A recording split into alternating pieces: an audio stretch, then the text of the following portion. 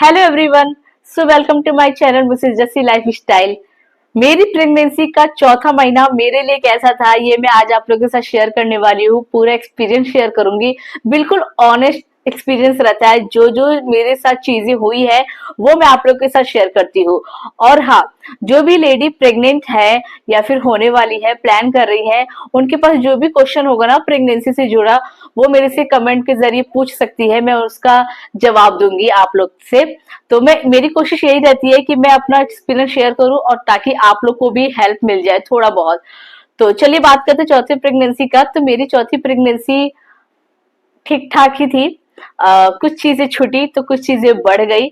जी हाँ, चौथे महीने में मेरे साथ उल्टी की समस्या थोड़ी कम हो गई, लेकिन सीने में जलन, गैस का प्रॉब्लम रहा ही। लेकिन हाँ, थोड़ी बहुत ना एनर्जी मेरी बॉडी को मिलने लगा। मैं थोड़ा थोड़ा एक्टिव होना शुरू हो गई थी। और मैं ना घर का भी काम करती थी, एक्टिव भी रहती थी, कोशिश करती थी। तो मुझे ठीक ठाक लगता था चौथे महीने में। ऐसा है ना कि कुछ बड़े बुजुर्ग भी कहते हैं ना कि अरे 3 महीने तक होता है कोई बात नहीं, 4 महीने तक होता है कोई बात नहीं। कोई कोई मेरी फ्रेंड्स कहती थी कि अरे 6 महीने तक ये सिम्टम्स रहते हैं, उसके बाद ना आप बिल्कुल ठीक हो जाओगे, नॉर्मल हो जाओगे, फिर तो कोई दिक्कत ही नहीं होगी। 9 महीने के बाद फिर बेबी हो जाएगा, उसके बाद जो जो जो जो अ, होगा वो होगा। मैं कहती थी ठीक है हो जाएगा, 3rd मंथ 4th मंथ। लेकिन ऐसा नहीं है, बिल्कुल नहीं, क्योंकि सबका बॉडी नेचर अलग अलग होता है। लेकिन लोग कह तो देते हैं, लेकिन जो बीतती है हमारे ऊपर बीतती है। तो ऐसा नहीं है, बॉडी नेचर सबका अलग है। किसी के साथ 2 महीने, किसी के साथ 3 महीने, किसी के साथ 6 महीने, तरह तरह के सिम्टम्स रहते ही रहते हैं। और किसी को तो पता भी नहीं चलता है, प्रेगनेंसी हो जाती है कुछ टाइम बाद पता चलता है। लेकिन सबका बॉडी अलग होता है। मेरे साथ ये रहा कि सीने में जलन रहा और गैस का प्रॉब्लम रहा।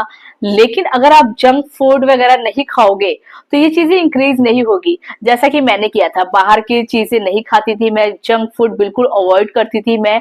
तो इस वजह से ना जो गैस का प्रॉब्लम है, जलन है, वो थोड़ा कम होता था, रेयर होता था। जैसे एक दिन 2 दिन छोड़कर बीच में कभी रात में हो गया, कभी ऐसे हो गया, तो ऐसे होता था।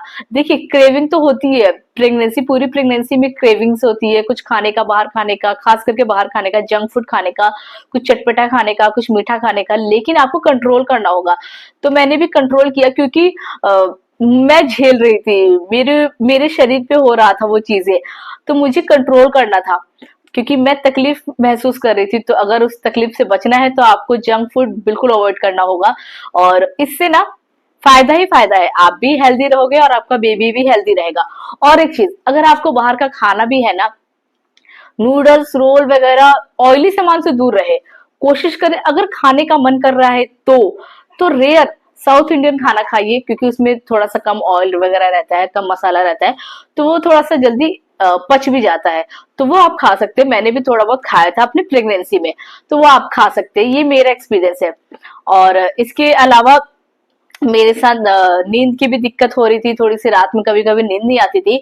तो इस वजह से प्रॉब्लम होता था। चौथे मंथ की प्रेगनेंसी में मैंने एक काम किया, जो बड़े बुजुर्ग भी कहते हैं, मेरी मम्मी ने बताया था कि जब आप सोते हो तो बाएं तरफ करवट लेकर सोया करें, ताकि आपका बेबी और आप हेल्दी रहे और बेबी को प्रॉपर ऑक्सीजन मिले और ब्लड सर्कुलेशन है ना वो अच्छे से हो पाए।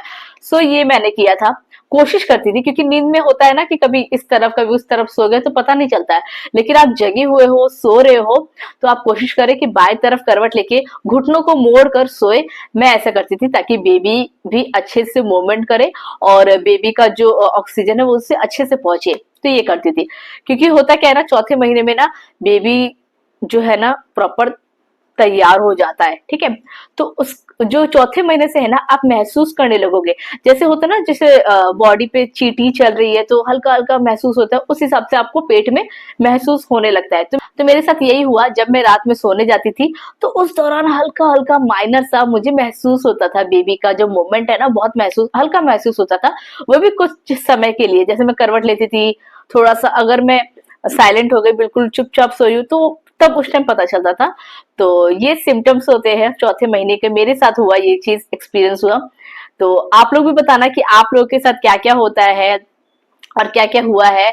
ये जो मैं आप लोगों के साथ एक्सपीरियंस शेयर कर रही हूँ ना, तो ये वो चीजें मुझे अब ना याद आ रही है। वो चीजें कैसे एक एक दिन मेरा बीतता था, एक एक महीना मेरे साथ कैसे बीता है, पूरी 9 महीने की जर्नी बहुत अमेजिंग रही, बहुत मजा आया और आप लोगों के साथ शेयर करने में भी ना बहुत मजा आता है। तो मैं यही कहूंगी कि ज्यादा से ज्यादा हेल्दी खाना खाएं, जूस पिए, हेल्दी ड्रिंक ले, एनर्जेटिक रखिए अपने शरीर को ताकि आप मद मस्त रहे और उस तरफ ध्यान ही ना लगाए। आप अपने कुछ ना काम करते रहे, वीडियोस बनाते रहे, ताकि आप ना प्रॉपर बिजी रहो और आपको उस चीज पे ध्यान ही ना जाए मेरे साथ क्या क्या हो रहा है, क्या क्या नहीं हो रहा है।